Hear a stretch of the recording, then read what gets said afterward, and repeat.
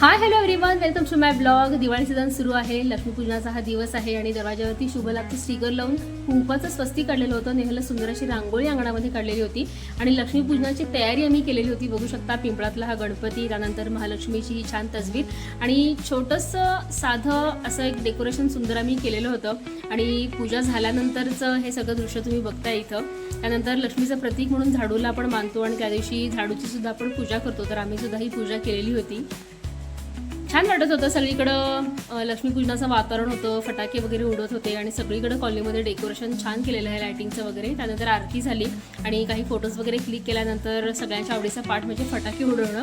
तर नेहल खूप खुश असेल कारण तिला फटाके उडवायला खूप आवडतात. पिकॉक नावाचा हा आयटेम आहे, बघू शकता. पिसारा कसा फुलतो तर तसं हे फुललेलं होतं, म्हणजे तसं दिसत होतं. आणि मला मात्र फटाके लावायची खूप भीती वाटते. जोपर्यंत फटाका लागत नाही तर तोपर्यंत मी घाबरतच असते आणि जर लागलं की मग थोडंसं हुश्य वाटतं. फटाके मला उडवायला आवडतात, खास करून फुलभाज्या आणि झाड मला आवडतं. त्यानंतर तो दिवस संपला, दमल्यामुळे झोपलो आम्ही लवकर. दुसरा दिवस आहे पाडव्याचा आणि या दिवशी आपण फराळचं वाटप जे आहे तर ते लोकांना करत असतो. आपले जे ओळखीचे आहेत त्यांना आपण हे फराळ देत असतो. तर त्यानुसार हे फराळ भरण्याचं काम इथं सुरू होतं. महालक्ष्मीला नैवेद्य दाखवलं की दुसऱ्या दिवशी जवळपास सगळेजणच फराळाचं वाटप हे करत असतात. बघू शकता जे फराळाचं आम्ही केलेलं होतं, तुम्ही ब्लॉग्समध्ये बघितलेलं आहे. तर हे सगळं आम्ही इथं पॅकिंग केलेलं होतं. त्यानंतर दुपारी आराम केला आणि संध्याकाळी एक कार्यक्रम होता मिरजेमध्ये, तर त्याच्यासाठी मी निघालेले होते आवरून. आणि फारशी गर्दी रोडवरती नव्हती कारण पाडवा असल्यामुळं दुसऱ्या दिवशी भाऊबीज पण आहे, त्यामुळं बरीचशी लोकं गावाला वगैरे गेलेली असणार आहेत.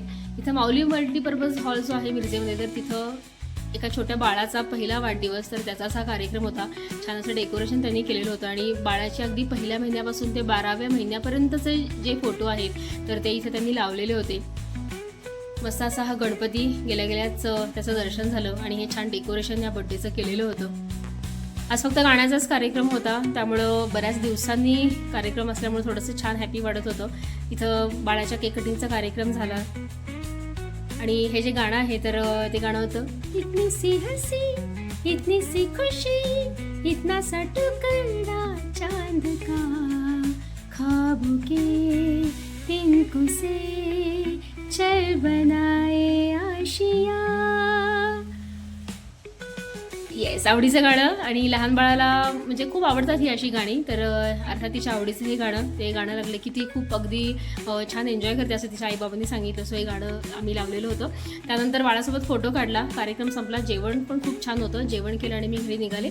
या सोडवरती आजचा व्लॉग इथं संपवते मंडळी. ब्लॉग कसा वाटला नक्की मला सांगा. व्हिडिओ पुढच्या व्लॉगमध्ये, तोपर्यंत काळजी घ्या. चॅनल नक्की सबस्क्राईब करा. बाय.